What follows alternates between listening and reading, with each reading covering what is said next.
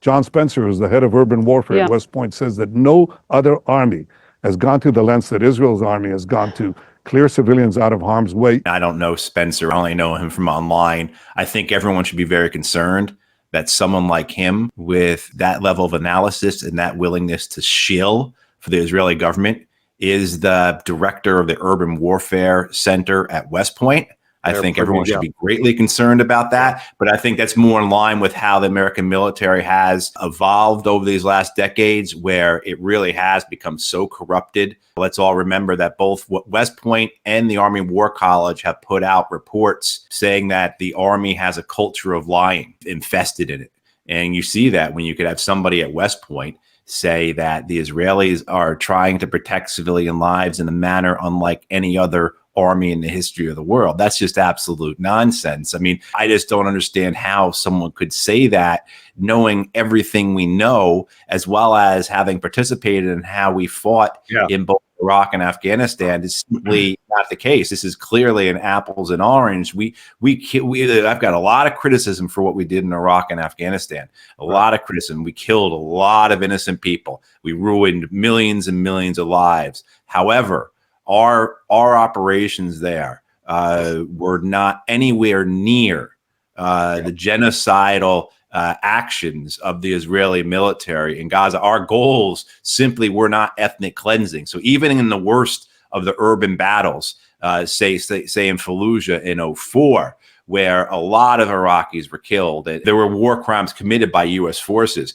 It was nothing at all like what the Israelis have done to Gaza City, to Khan Yunis, to what they will do to Rafah. So just this willingness to make that comparison and to say that, it just shows a complete corruption of character, where someone's willing to lie. Look, I can add too, because I saw a lot more in Afghanistan than I did in Iraq, and I can guarantee you for absolute certainty, firsthand on the ground, is I watched American troops go to great lengths to genuinely profess, especially the tactical level, where the man on the ground really did care about not harming anyone who wasn't a Taliban at the time. And like you, I've taken a lot of what we did to task, but I can tell you that at the troop level, at the on the ground level, we actually tried very hard to protect the civilians. Whereas right now, the actions on the ground indicate that someone is designed to destroy as much of the infrastructure as possible, to casually kill whoever happens to be in the way with no concern at all, and that they want to. And I know for a certain fact that there is at least a couple of different cabinet members in Netanyahu's government who wants to drive them out and wants it to make it unlivable. Those are the on-the-ground realities, no matter what Netanyahu ever says out loud. Right. I mean, we really should stress this point. I mean, I had Marines who didn't fire their weapons at times because they weren't certain whether they were allowed to, when clearly they were allowed to. I had a Marine who was shot one time. Corporal Cook, God rest him, he's passed away. But Corporal Cook got shot. He returned fire. And then when I was talking to him in the hospital, he was really concerned he was going to get in trouble for having fired his weapon. I mean, that's how tight and strict the rules of engagement were for American forces. And this was in Anbar province in 2006. So, I mean, like, there was no more violent place than Anbar, except for Baghdad.